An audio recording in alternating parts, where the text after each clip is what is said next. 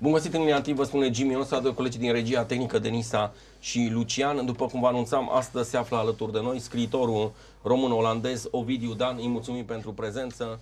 Nu ne-am mai întâlnit de aproape un an și ceva. Ovidiu, bine ai revenit în țară și mă întreb la ceea ce înseamnă preambulul, editura pe care vrem să-l prezentăm în această seară, Egregora de la Mediaș.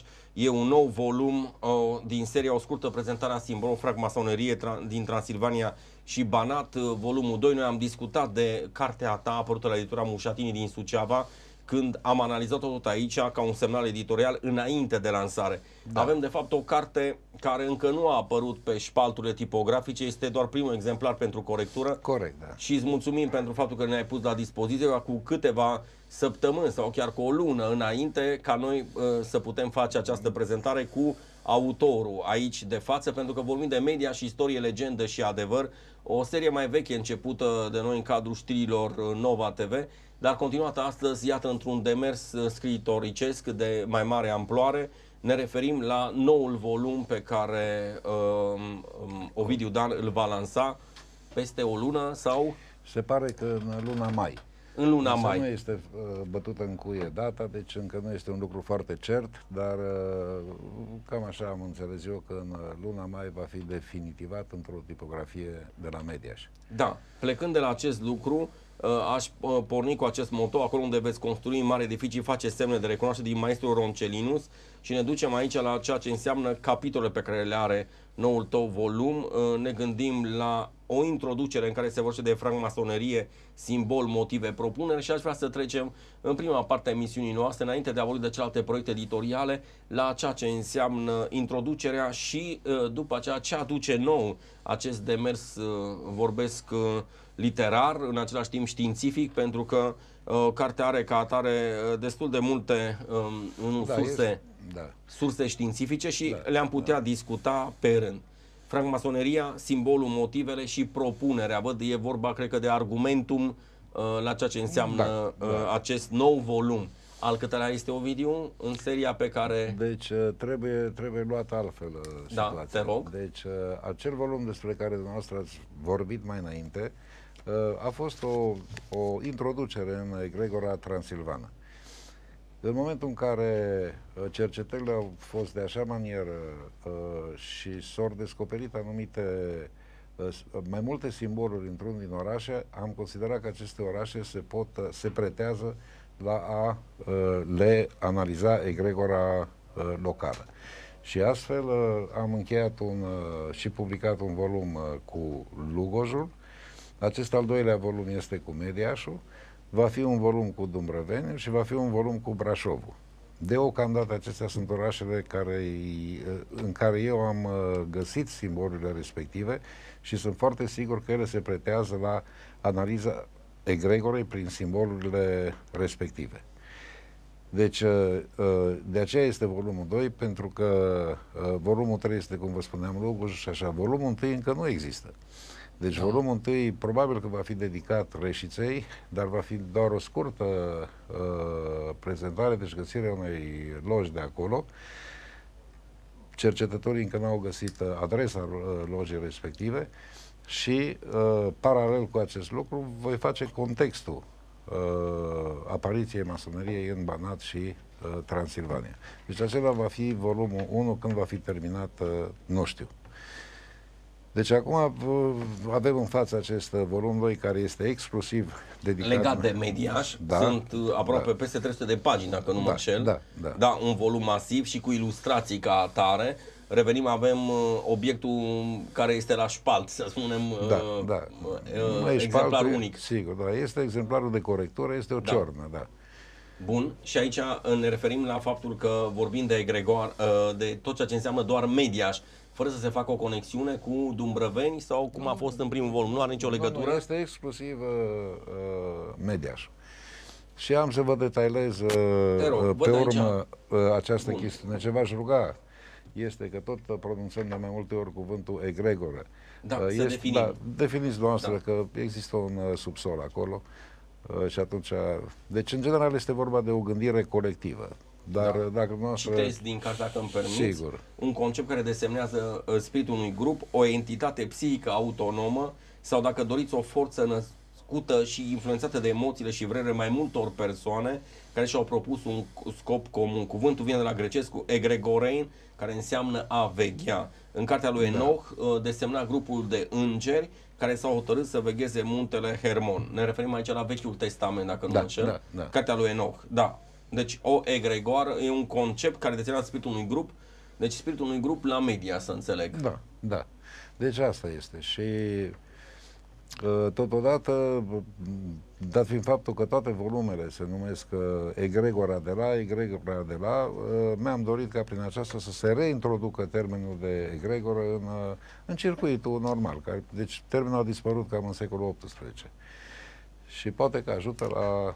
pentru că egregore nu presupune doar... Deci este vorba de un grup, care o fi el, un partid politic sau un grup sportiv sau toate au egregora lor. Deci acest cuvânt nu are neapărat de a face doar deci cu... o semnificație ocultă, să Sigur, spunem. nu. Deci nu are o semnificație ocultă, să provine de la egregorien, deci de la egregorien grecesc și așa mai departe. Și asta nu înseamnă că are ceva ocult. Să ne întoarcem la carte. Da. Ovidiu, să vedem, pentru că vom vorbi de cele 3 capitole mari. Noi am spus astăzi, colegii mei din redacția de știri au publicat în dialog cu valorile Piața Regele Ferdinand I, monumente ezoterii de sine stătători, și poate o să ne explici mai multe. Colega mea Denisa a pus acea cruce celtică și apariția este consemnată online în acest moment. Evident o să discutăm mai mult în pauză după pauză, sigur, despre acest lucru. Da. Și aș vrea să începem ceea ce înseamnă în sine, știu eu, partea de substanță a cărții. Deci după introducerea, care se referă pe scurt la, să înțeleg că e vorba de o istorie a francmasoneriei, de simbol, motive, propunere. Ce înseamnă simbolul și deci este o introducere în istoria masoneriei Banatului și Transilvaniei până în secolul 20. După care este vorba de ce înseamnă simbolul și felul cum analizez eu simbolurile acolo, pentru că, bineînțeles că sunt subiectiv, din moment ce fiecare vede într-un simbol altceva, dau acolo cititorului toate posibilitățile de a mă înțelege și de a înțelege simbolul pe care îl explic și, în final, se trece la orașul care este cercetat. În cazul de față este Mediașul. Și acolo cartea se structurează pe 3. Deci, în primul rând, este scrisă în forma reportajului literar de investigație. Este un amestec între roman și date științifice?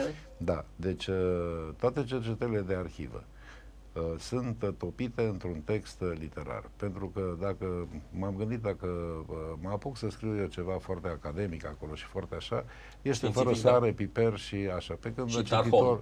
Da, și tarhon, dacă ăsta este un ingredient foarte, foarte necesar. Deci, și atunci m-am gândit să-i dau forma reportajului literar de investigație, ceea ce îl ține pe cititor cât de cât într-un oarecare suspans, dar asta nu înseamnă că el nu poate să distingă de acolo un dicționar de simboluri care este introdus prin dialogurile respective, o pregătire a cititorului, deci a celui care citește în domeniul anumitor grupări ezoterice și așa mai departe. Deci, cartea e structurată în 3 părți. Prima am rezolvat-o, introducerea, acum urmează Mediașul în sine, că aici este subiectul. Mediașul este structurat în 3 părți. În 3 părți. Sigur. Eu văd aici în față, pentru că am acest unic exemplar, Ovidiu, primele informații, Golgota, prima conlucrare a egregorei locale, templieri, rozicrucieni, francmasoni. Da. Dacă am putea lua, știu, prima parte, înainte de a ajunge după aceea la labirint, coloana, vitregile, vremurile și celelalte, eu le citesc ca atare din ceea ce înseamnă... Dumneavoastră citiți acolo titlurile capitolelor. Exact, titlurile capitolelor, da. Deci hai să le legăm un picuț în felul următor. Literatura de specialitate, prin 2 autori maghiari, unul de la Oradea și celălalt de la Cluj, vorbesc despre existența a 2 loji francmasonice în Mediaș. Una a apărut în 1890 cu numele de Öslep, ceea ce înseamnă în traducere coloana, nu știu dacă am pronunțat bine în maghiară, mă rog, și în germană Zoile. Ei, și, cum v-am spus, anul 1890. Celălalt autor vorbește de o a doua lojă existentă la Mediaș, în 1900, deci cu funcționare din 1910, fără a-i da titlu. No. Deci, chestiunile sunt foarte clare. Aceste loji au existat. Documentele, eu am citat din care documente sunt scoase, din care lucrări, așa. În acest context am zis așa, haideți să facem un picuț de suspans în toată treaba asta și am construit romanul în forma următoare. Deci prima parte se cheamă Angajare.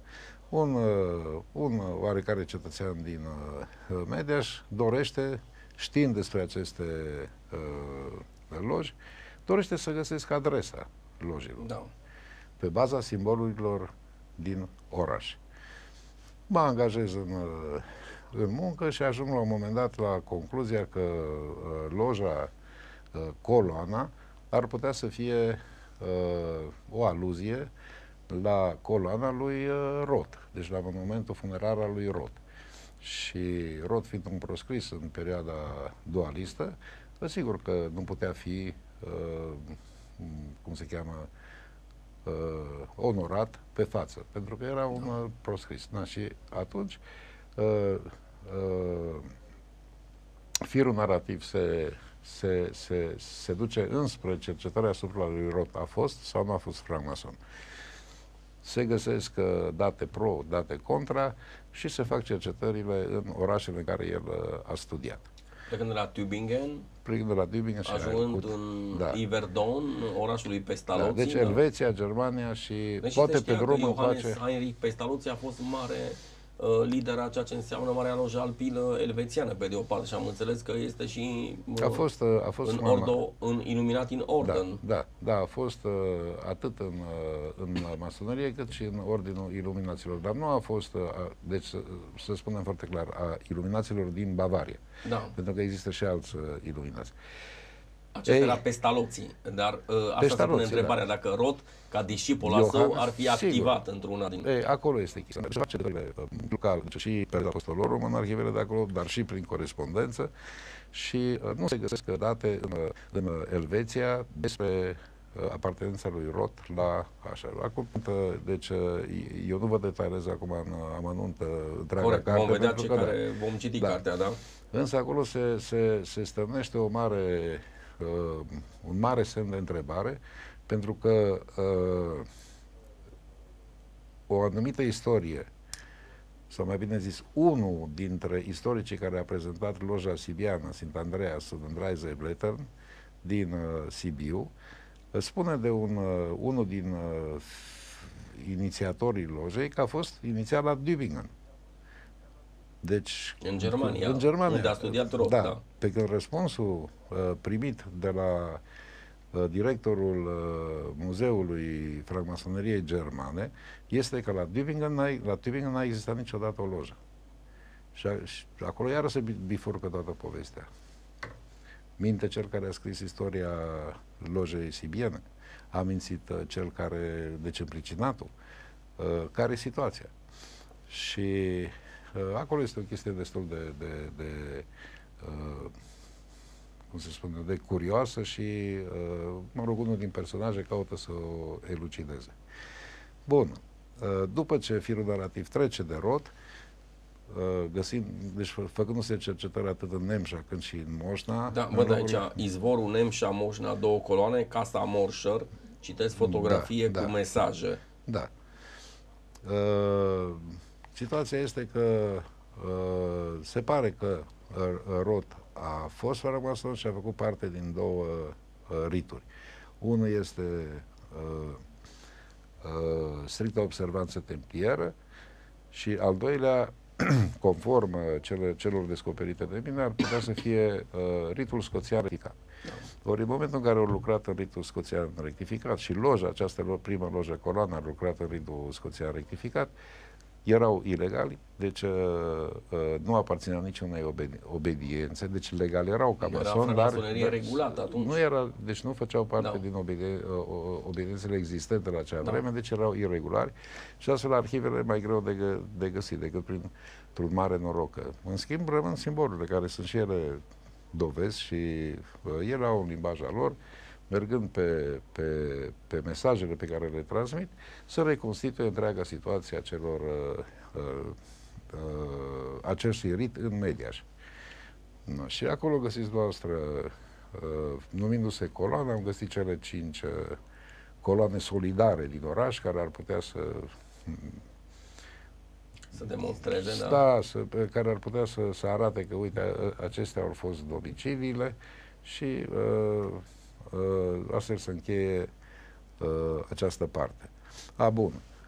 Bineînțeles că cercetătorul face o chestie. Omul îi spune, mă, găsește-mi lojele astea, vrea să știe dacă Mediașul se pretează la aspecte ezoterice. Și atunci, din niște priviri în trecutul Mediașului, legate de forma zidurilor, legate de altarul triptic și de comunicările de pe altarul triptic, se dovedește că, într-adevăr, Mediașul a fost un oraș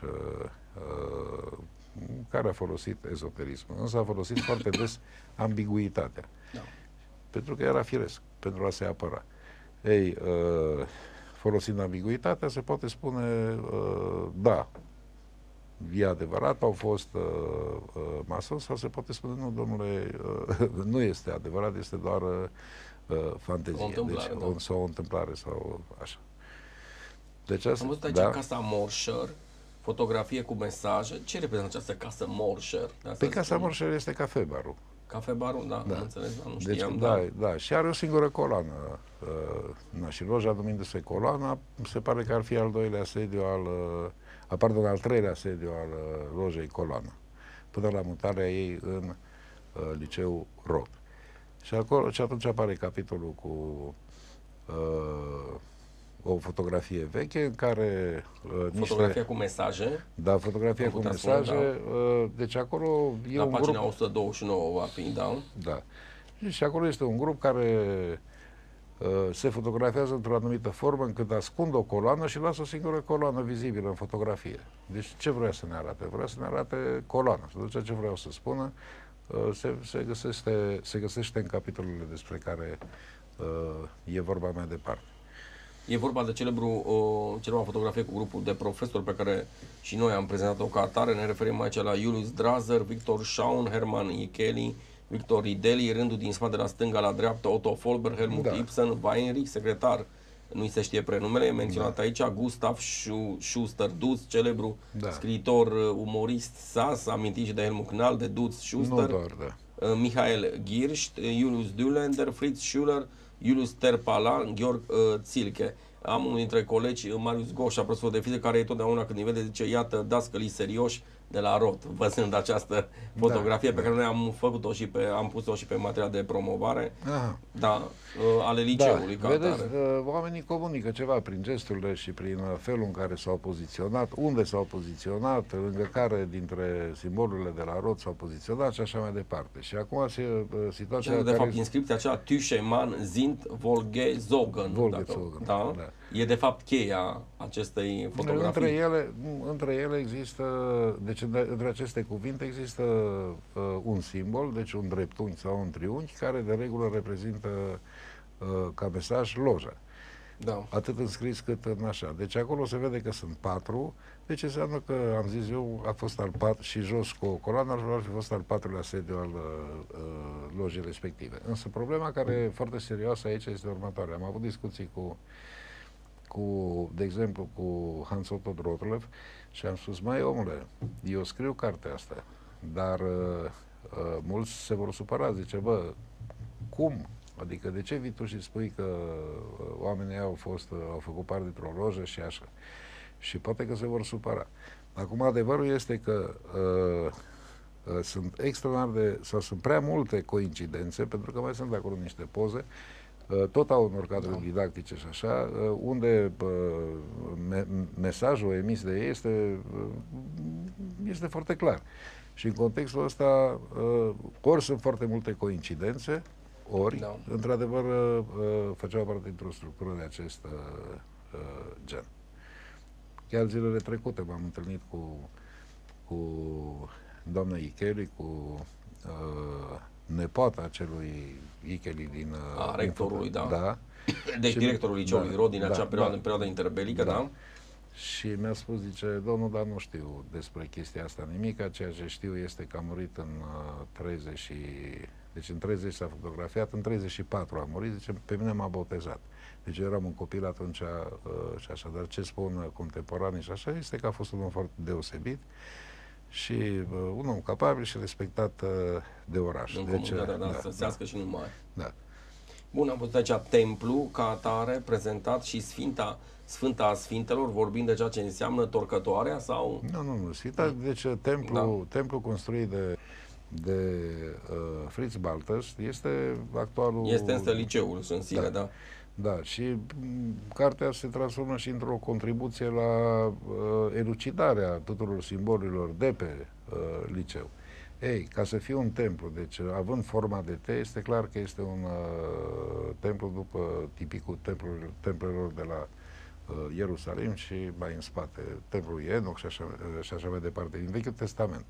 Dar aceste temple aveau o încăpere secretă de desubt, unde templierii se paseră în perioada cât au stat la Ierusalim. Și această încăpere se numea, deci traducerea corectă ar fi cea mai sfântă, însă s-a încetățenit numele de Sfânta Sfintelor, care este egal cu cea mai sfântă, însă mă rog. Bun, și deci dacă construcția este cum se cheamă, o copie a templului Irod de la Ierusalim, sau al lui Solomon sau al lui Irod de la Ierusalim, deci ultimul dintre temple, că acolo e dat o istorie a templelor. Da, istoria templelor de pe munte Moriat, sigur, la 300 de metri de muntele Golgota, e necesară aici și... Atunci ar trebui să aibă acea încăpere secretă subterană. Și prin niște decodificări și prin schița pe care noastră o vedeți pe acolo, pe undeva, am căutat să găsesc locul respectiv și se pare că ea există. Deci Hans Balters n-a greșit și a făcut cum se cheamă, a făcut un templu acolo. Da. Bun, mergem în continuare de la templul la Sfânta Sfintelor.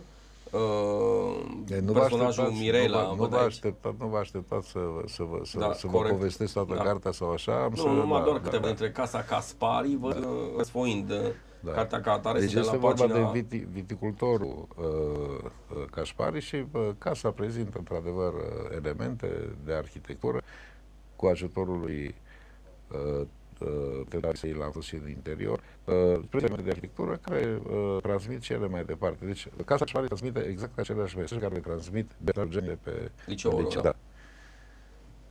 Bun, mergem în continuare. Sunt aici mai multe simbole care sunt descifrate în celebra rădașcă, fluturele și ajungem la semnul X care indică în masonerie, se spune în agenda că la 1900 simbol aproape clădirea lojei Coloana, ne referim la monumentul Rot ca atare. Văd că este obelisc. Nu, îl indică, da.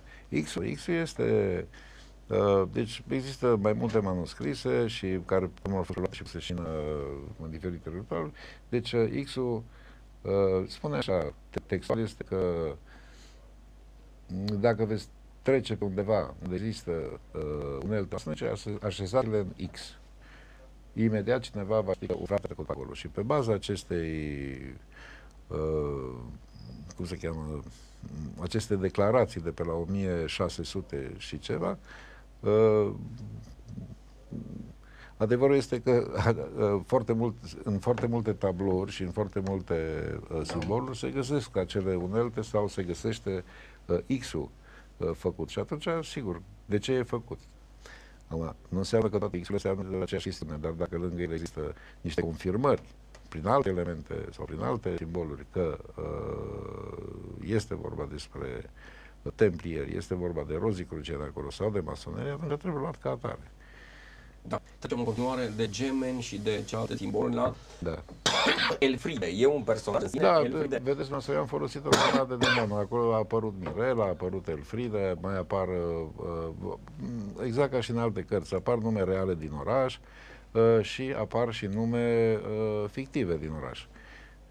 Sau nume fictive. Deci, care mă ajut, transformându-le personaje, să împing povestirea și să-i pun să gândească și să transmită cititorului cartea în sine. Unelte ucigașe, sanctuarul și bijuteria. Citesc doar câteva dintre capitole. Da, deci, încă o dată, cartea aduce un mare sprijin celor care doresc să repetiționeze simbolurile de pe liceu, a celor care doresc să le înțeleagă și totodată celor care vor să se preocupe mai departe de asemenea lucruri. Este un fel de manual de pregătire, de inițiere. Da, în această incursiune. Bun. Ok, trebuie să luăm momentul nostru de publicitate din regia tehnică. Vă rog. Și după cele 5 minute ne vom întoarce pentru a discuta în continuare, repet, un preambul a ceea ce va apărea în luna mai, prin amabilitatea invitatorului nostru în această seară, scriitorul român-olandez Ovidiu Dan, Egregora de la Mediaș, volum care va fi publicat, așa după cum se așteaptă autor și ne așteptăm și noi, evident, undeva în luna mai, când va exista și lansarea ca atare a cărții și atunci putem, evident, discuta pe larg. Dar, oricum, mulțumim pentru ceea ce înseamnă acest preambul la Mediaș, istorie, legendă și adevăr. Luăm publicitatea, după care ne întoarcem în ultimele 25 minute pentru a discuta pe larg și celelalte capitole ale volumului. Ultimele 20 de minute ale emisiunii noastre cu scriitorul român-olandez Ovidiu Dan, venit special în emisiunea noastră pentru un preambul la ceea ce va urma în mai ore de carte, un nou volum. Așa se spune și în postfață, prezentă continuă seria unor lucrări, citez, care explică apariția și decriptarea în variantă înțelesul simbolelor francmasonice depistate de autor în diferite orașe. Este o încercare a înțelegerii gândirii colective a societății masonilor speculativi din secolele 18, 19, 20 în Banat și Transilvania, comunicată cititorului în stilul reportajului de investigație și al unei documentări pe măsură. Ne referim la conceptul de care l-am discutat și noi, Egregora de la Mediaș, o carte de peste 300 de pagini care este alocată orașului Mediaș după ce, într-un prim volum, într-o scurtă istorie ilustrată a francmasonii din Transilvania, se vorbea de Mediaș și de Dumbrăveni cu o prefață semnată de prestigiosul istoric Tudor Sărăgeanu, directorul Muzeului Național de Istorie din Cluj, ca atare. Sperăm și noi ca Tudor Sărăgeanu, așa cum avem promisiunea lui Mircea Dăian, să fie prezent alături de Oliviu German în ceea ce înseamnă luna iulie la Media și atunci, evident, să purtăm o discuție în legătură și cu Liga Transilvania, dar și cu ceea ce înseamnă prioritățile pe care domnia sa le are. Ne întoarcem la Legenda Gradului 3, cităm doar câteva lucruri din aceste capitole. Cartea este masivă, rezistă în furtună, sunt foarte multe în acest reportaj, roman și cu date academice, e un melanj subtil. Avem mai multe exemplificări, noi dăm doar câteva dintre aceste capitole și subcapitole. Am ajuns discutând de Casa Caspari, câteva dintre simboluri, ajungând la Elfride, unul dintre personaje alături de Mirela, la Legenda Gradului 3, uneltele ucigașe, sanctuarul și bijuteria, cuvânt găsit, harta, iată citesc doar câteva dintre aceste subcapitole, compasul și echerii, raportul și ecoul raportului. Dacă putem vorbi pe scurt și după aceea să trecem la Loja Transilvania, Steaua lui David, mesaje și conexiunile complexe în partea a doua a acestei cărți. Da. Păi ce să vă spun? Deci, personajele sunt unele fictive, altele sunt reale. Foarte multe persoane din oraș m-au ajutat și astfel cei care m-au ajutat le-am pus numele real. Fie prin scrierile pe care le-au lăsat, fie prin discuțiile avute și așa mai departe. Celelalte personaje sunt fictive. Mergând mai departe, deci eu nu pot să vă spun despre uneltele ucigașe și despre bijuterie și așa mai departe, decât sanctuarul și bijuteria, mă refer aici, dacă nu mă înșel eu, este vorba de zona fostului cafebar, Casa Morșăr.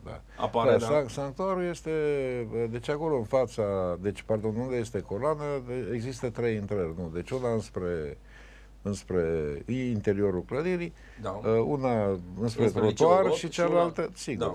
Și aia se potrivește de minune cu Legenda Gradului 3.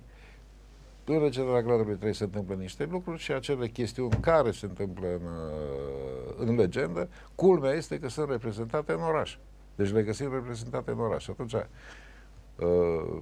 iar se pune problema, este coincidență sau nu este coincidență?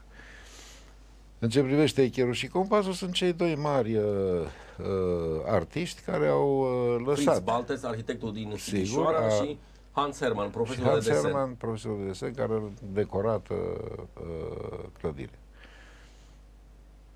Păi avem aici despre Fritz Baltes, născut în iunie 1982, a urmat începând cu anul 1900 cursul de arhitectură la facultatea din Berlin, Charlottenburg, München și la Karlsruhe. Începând cu 1905, cum este notat la pagina 182, și-a deschis în orașul de Bașnă, în birou de arhitectură, a construit hotelul Steaua din Sighișoara, cât și diferite alte clădiri. Vă întrerup un picuț. Da. Printr-o discuție cu prietenul Lutz Conert, am aflat că o doamnă de la Sibiu, nu i-am reținut numele, a aprofundat viața lui Fritz Baltes și foarte curând, atât la Mediaș cât la Sibiu, va face o expunere mult mai completă decât o am eu acolo, despre viața lui Fritz Baltes. Deci, am aflat că pe lângă Hotelul Steaua a mai construit, deci este autorul mai multor monumente de arhitectură. Și aici la Media se pare că și intrarea în fabrica lui Caras, deci în fabrica de piele, este tot opera lui. Pe urmă, la Sibiu există niște lucruri lui, ceea ce până acum nu se știa. Adică datele pe care eu le-am avut, deci hai să vă spun altceva. Da. Eu am umblat prin 4 mari orașe din Europa și în arhivele lor pentru a scrie această carte. München sau unde? Care sunt aceste orașe? Sau? Deci în Budapesta, la arhivele din Budapesta, în Germania și în Elveția. Apoi, bine, a fost și o chestiune la Praga legată de treaba asta și la Dresda, pentru că unul dintre fondatorul Lojii Sibiene era acolo și printr-o întâmplare s-a petrecut chestiunea. Dar să revenim la Baltes. Medieșenii, sighișorenii și cei care l-au drag pe Baltes, din expunerea acestei doamne vor afla mult mai multe date decât eu am putut strânge acolo. Deci eu nu m-am aprofundat, deci pentru Baltes îți trebuie o lucrare, corect, da, lucrare la fel, da, sigur, separate. De multe ori despre un simbol sau despre un grup de simboluri de pe liceu pot scrie o broșură de 50 de pagini ca să le explici. Deci corect. Eu am luat doar ceea ce cum se cheamă, doar ceea ce leagă gândirea egregorei respective și transmite mesajele peste timp. Deci atât am făcut. De fapt, cititorul va vedea când va citi sau va... la Hans Hermann, văd că, citind aici că s-a născut la Brașov, văd ce viață tumultoasă a făcut studii liceale în localitate și cele unitate la Budapesta, unde era văzut, spui tu, în cartiere muncesc, bând câte un pahar cu proletarii. Revenind acasă, a fost certat că în capitala maghiară a îndrăgit tocmai Art Nouveau, stilul acesta arhitectonic. Jugendstil sau Art Nouveau. Jugendstil, da.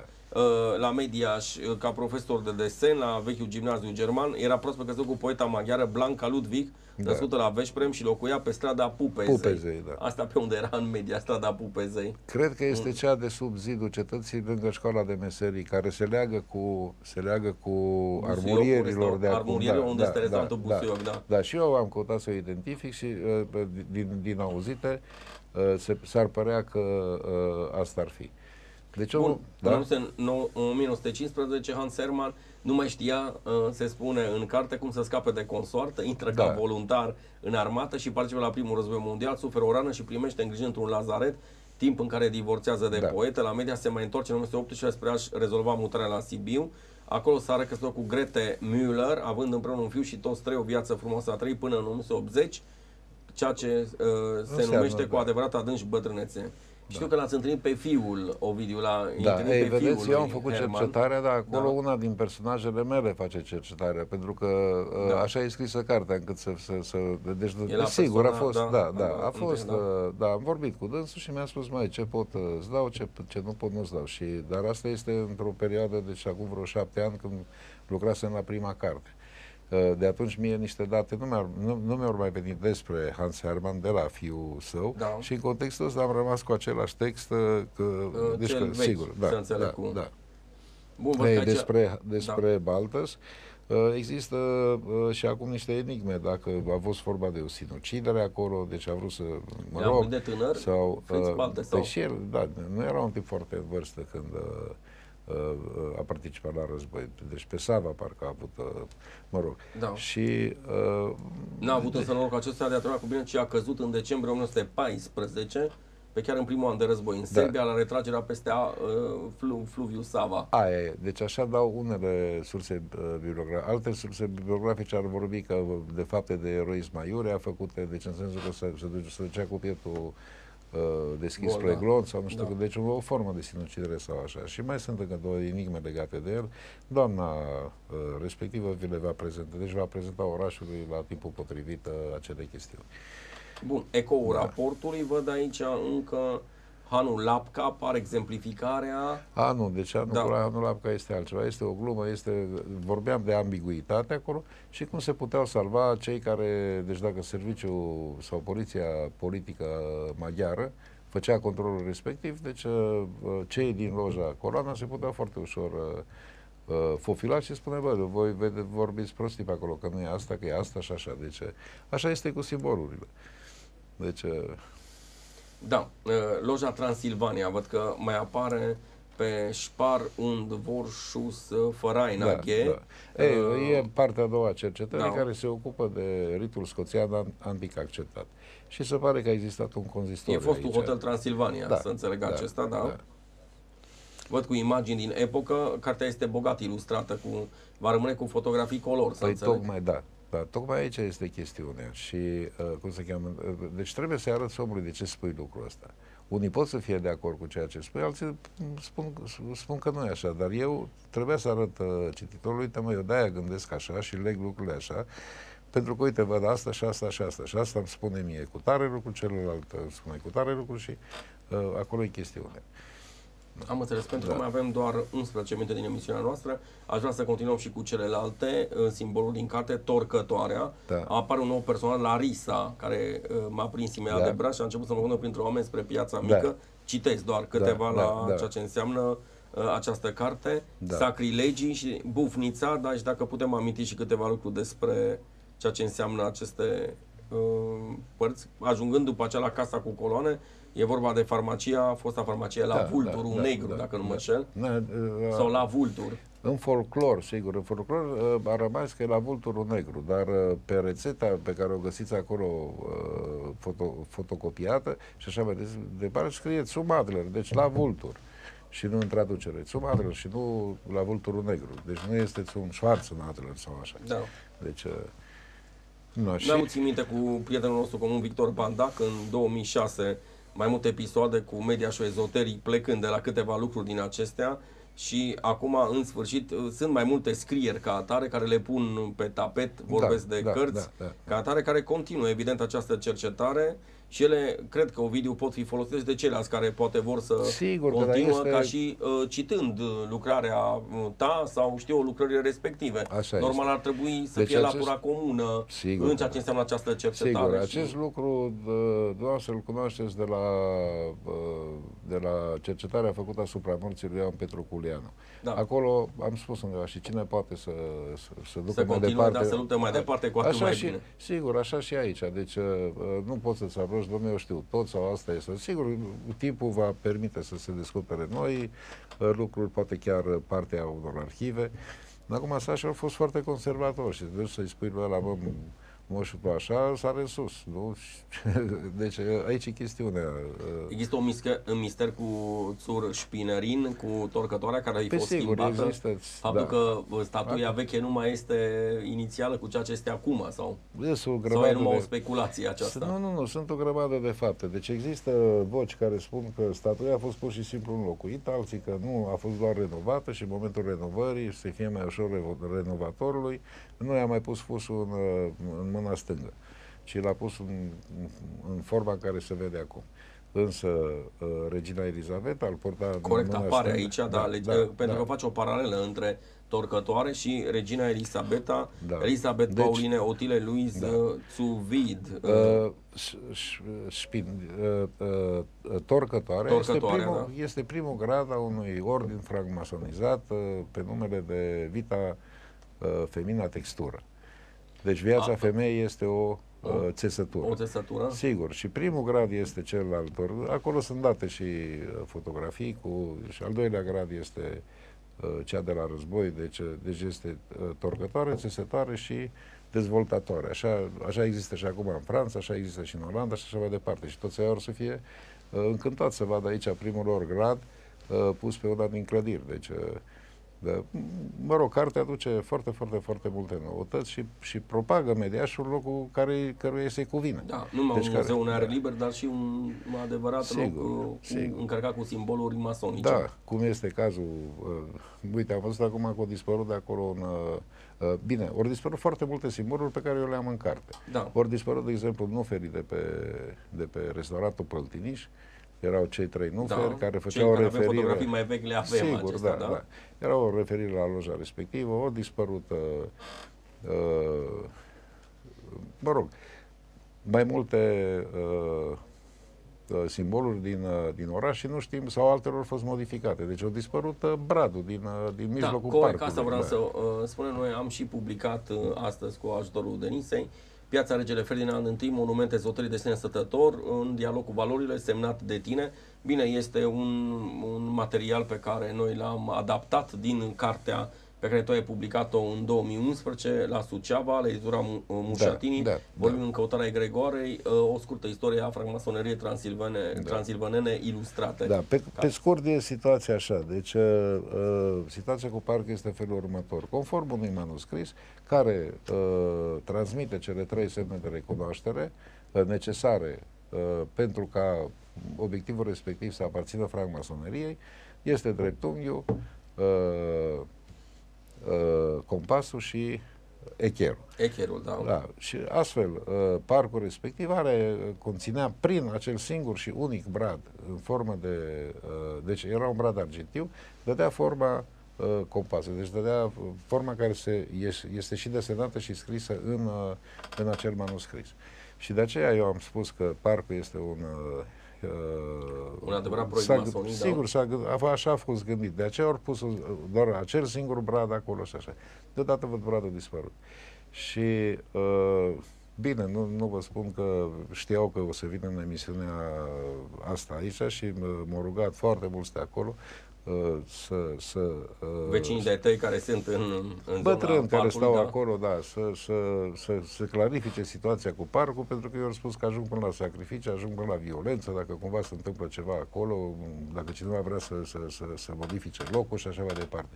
Dar asta ne avem parte cu aspectul ezoteric, ci avem parte cu aspectul de practic, tradiție, de tradiție, de singurătate, de loc de întâlnire, de nu știu ce, știi. Bun, tu faci o comparație, o analogie între ceea ce înseamnă tradiția celtică, cele 3 cercuri care reprezintă, citesc din carte, simbolul celtic. Aici, un moment, nu eu fac. Aici e chestiunea că nu eu fac. Bun, te rog, deci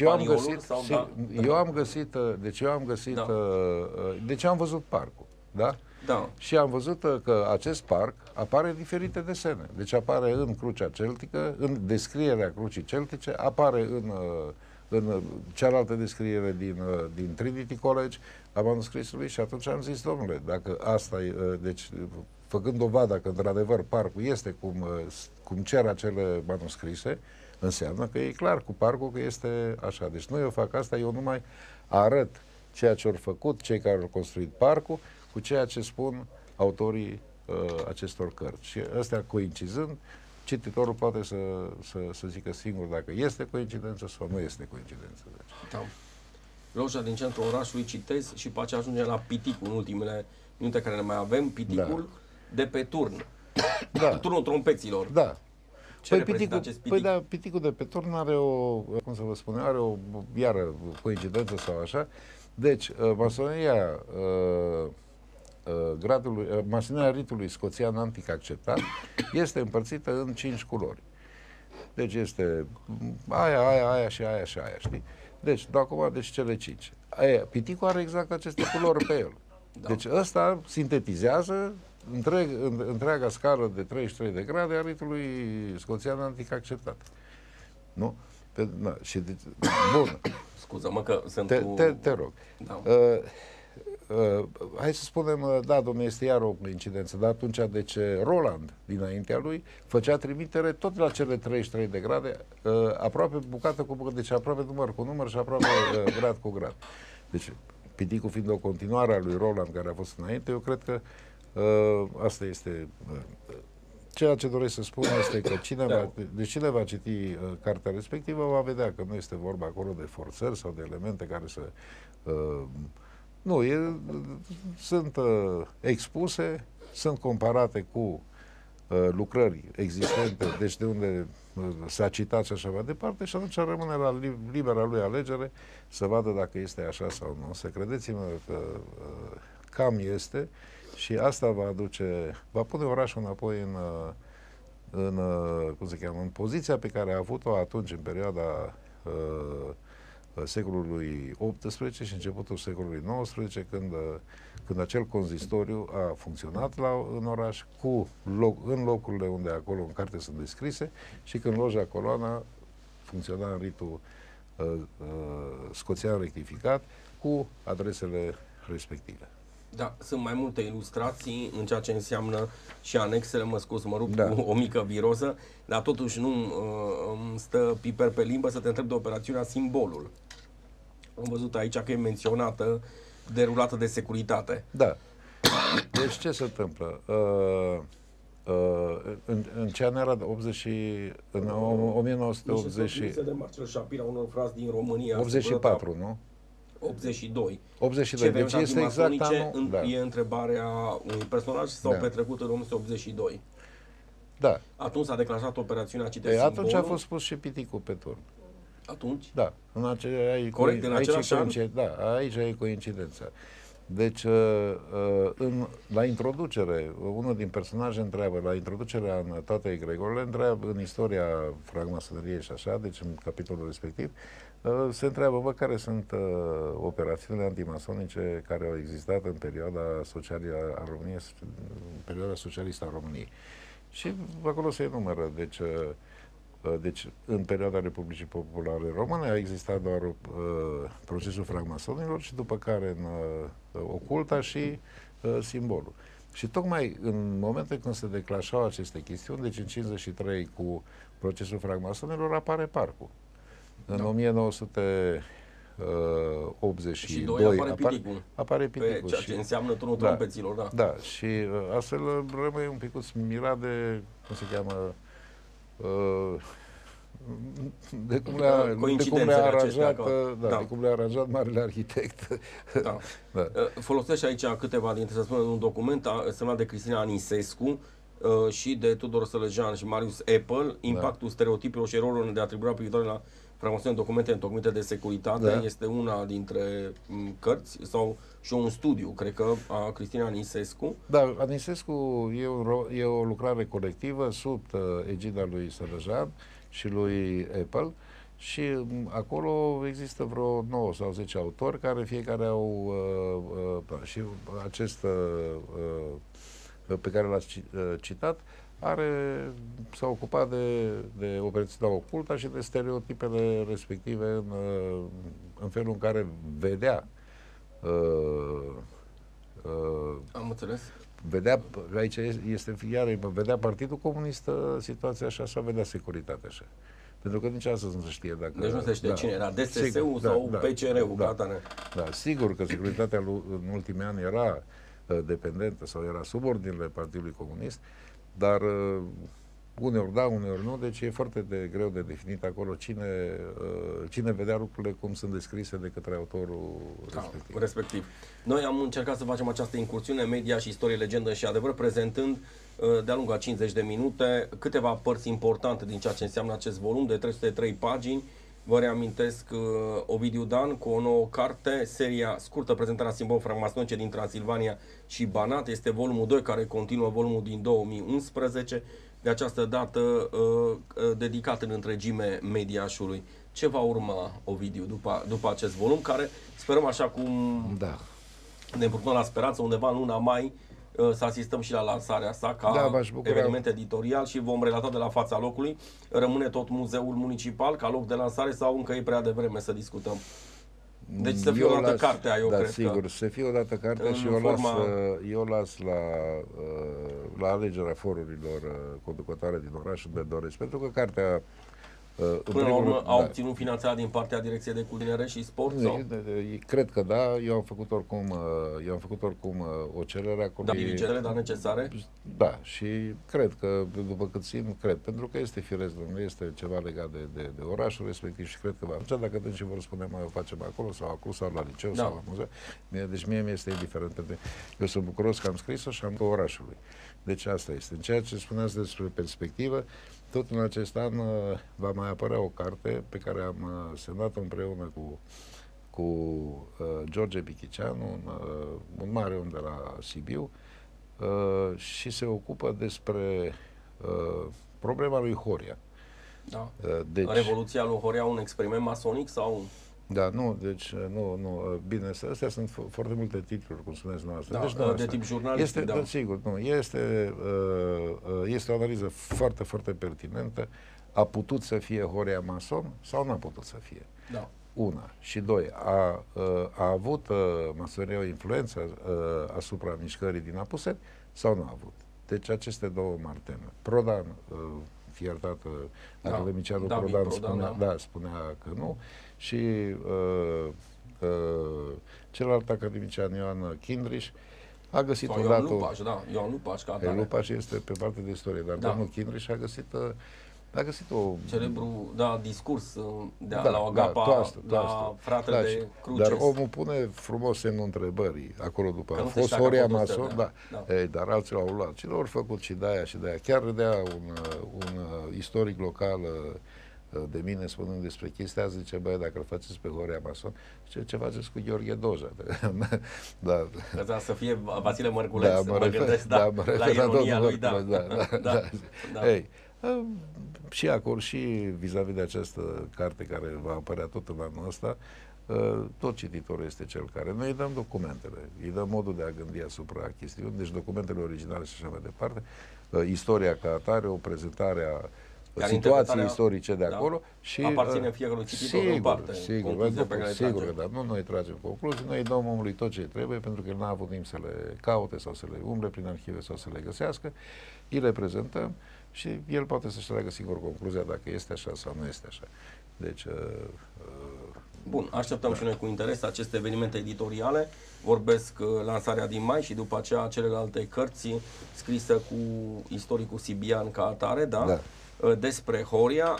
Vom vedea. Vă reamintesc preambulul nostru în legătură cu volumul, singurul exemplar pe care îl avem deocamdată, un exemplar de corectură și sperăm ca în luna mai cei care sunt interesați de o istorie inedită a Mediașului, Media și istorie, legendă și adevăr, să aflați mai multe lucruri despre aceste evenimente alături de scriitorul, invitatul nostru în această seară, Ovidiu Dan. Mulțumesc încă o dată, Ovidiu, succes în continuare. Și eu vă mulțumesc. Noi rămânem săptămâna viitoare, marți, de această dată să ne întâlnim cu fostul senator Mircea Vâlcu, pentru că vom vorbi de guvernul Ponta 3 salvat de coabitarea cu Traian Băsescu, ne întoarcem la politică și mai avem și alte subiecte pentru săptămâna viitoare. Politologul Radu Moldovan va fi prezent în studioul nostru pentru a discuta situația de lângă granița României. Ne referim la cazul Ucraina și la presiunile Rusiei pe de o parte. Le așteptăm și pe domnul primar Teodor Neamțu pentru a vorbi despre strategia orașului pentru viitorii ani și scandalul în legătură cu numirea sau, să spunem așa, înlocuirea viceprimarului. Vom vedea de toate aceste lucruri la momentul respectiv. Sunt doar câteva dintre propuneri pe care le avem. Sperăm ca și cu vechiul nostru prieten, Victor Bandac, să ne reîntâlnim la sfârșitul săptămânii viitoare pentru a continua serialul pe care l-am început în legătură cu ceea ce înseamnă mistere, evident, și alte lucruri pe care le vom pune în undă aici, în linia întâi. Mulțumesc încă o dată pentru prezență, dumneavoastră pentru atenție și nu uitați, sănătate, că e mai bună decât toate.